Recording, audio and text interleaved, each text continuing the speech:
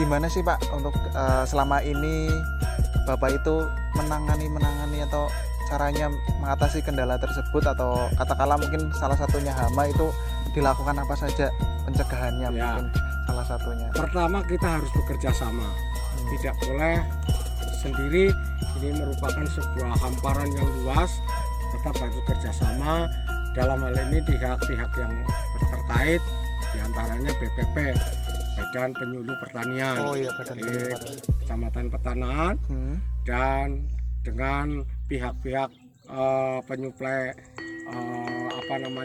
obat katakanlah ya, obat hama.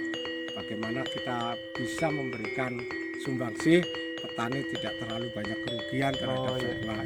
Ini harus kita teruskan. Yang ketiga, tidak kalah pentingnya juga kerjasama dengan tadi itu pengairan, ya, tidak boleh ditinggalkan, karena memang walaupun padi tidak membutuhkan air, tetapi tidak membutuhkan air banyak, tapi tanaman padi membutuhkan air gitu ya.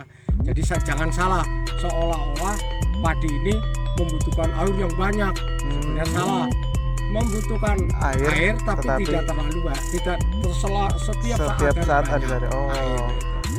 Ya harus Seimbang berarti ya. Seperti itu kira-kira. Ini kan Bapak menjadi salah satu anggota Gapoktan, ketua Gapoktan juga. Mungkin apa sih Pak sebenarnya potensi-potensi yang bisa digali selain mungkin dari penanaman padi? Apa sih potensi-potensinya bisa digali dari sawah tada hujan ini, mungkin bisa dikembangkan ke depannya, bisa lebih maju untuk petani kita, juga bisa dikembangkan untuk yang lainnya. Mungkin bisa sedikit gambaran apa yang bisa digali oleh salah satunya Gapoktan ini untuk ke depan atau setiap tahun, bagaimanapun juga ada masa tanam ketiga pasca masa tanam kedua. Ini masa tanam yang pertama. Besok yang kedua, setelah kedua ada ketiga. Ketiga biasanya kita upayakan palawija.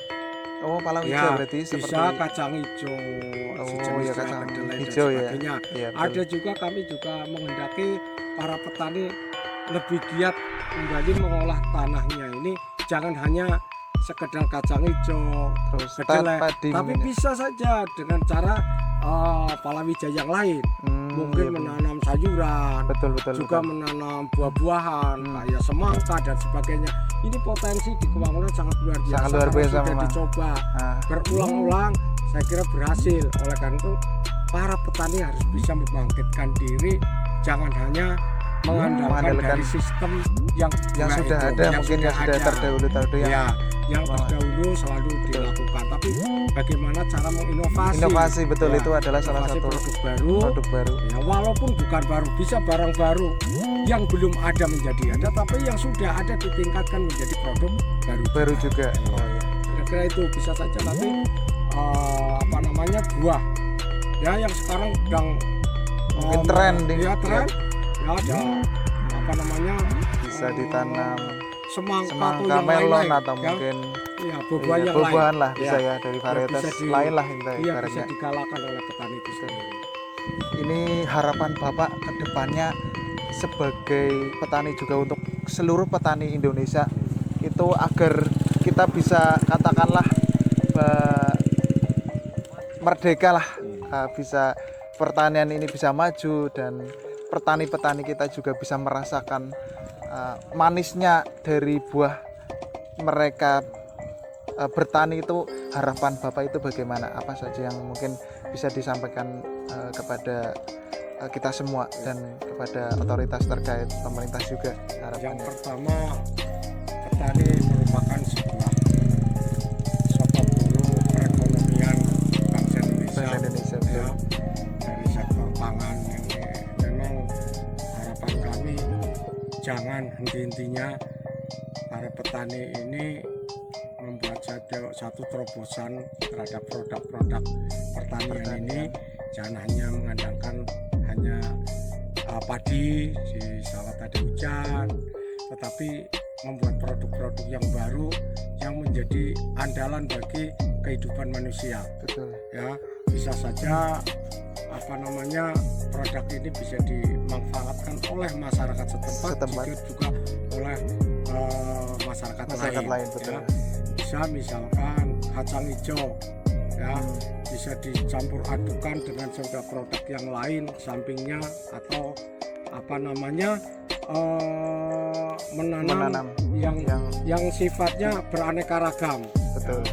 Bisa saja dengan tanaman-tanaman hasil pertanian yang lain yang di masyarakat dibutuhkan, yang waktunya tidak terlalu lama dan hasilnya juga dimanfaatkan oleh banyak. Contohnya produk di sini yang belum pernah dilakukan oleh para petani kami, diantaranya produk yang di luar sana itu terlalu menggaung ya, terlalu luar biasa ya, hasilnya coba di sini kita terapkan. Betul. Ya, tadi katakanlah sebuah buah, jangan hanya buah semangka, satu contoh ya, betul. Mungkin saja buah yang lain atau bisa. Apel. Mungkin apel Kewangunan menjadi primadona, menjadi ciri khas. Iya, ciri khas. Atau mungkin saja apa yang sekarang rame mengenai apa itu yang hijau yang merembet itu, misalkan yang anggur, mungkin anggur misalkan ya. Bisa saja ini kita manfaatkan peluang pertanian ini kita ini. Jadi jangan hanya menonton lah, betul, ya. monoton lah bahasanya. Monoton. Tapi bagaimanapun masyarakat petani bisa berdaya. Iya, menjadikan Indonesia ini tidak lagi hanya sekedar tulisan. Betul. Lumbung pangannya ya, hanya hanya lumbungnya tok, pangannya nggak ada. Ya. Gimana caranya? Mungkin jagung yang tadinya hanya ditanam di tegalan, mungkin saja di sawah ada hujan di musim yang ketiga. Ini sudah kita coba, sangat berhasil, ya, sangat berhasil. Tinggal bagaimana masyarakat petani ini bisa mau ya bergerak karena itu. Jadi jangan hanya monoton saja untuk produk padi dan mungkin produk yang lain kan bisa dikembangkan. Betul. Kedelai. Ya, apalagi kedelai kita impor ya. Iya. Bisa kita berdayakan petani kita ini nanam kedelai, betul. Cari varietas yang mungkin masa tanamnya pendek. Lebih pendek, betul. Iya, lebih pendek. Sekali. Karena apa? Musim tanam yang ketiga ini berdekatan dengan musim tanam yang pertama. Maka akan berhadapan dengan musim hujan. Betul. Nah, oleh karena cari benih-benih yang memiliki waktu proses yang pendek. Gitu. Barangkali itu yang perlu saya sampaikan. Harapan untuk petani-petani khususnya di Desa Kewangunan ya. Iya, betul. Dan untuk harapannya Pak, mungkin Bapak bisa sampaikan ke mungkin pemerintah ataupun apa untuk kestabilan harga dan sebagainya, mungkin bisa disampaikan kayak harga pupuk dan sebagainya, mungkin disampaikan. Yang pertama kepada pihak-pihak yang terkait, satu tentang pupuk, monggo kepada pemerintah kiranya pupuk ini betul-betul secara konsen terhadap pengendalian harga ini harus diperhatikan.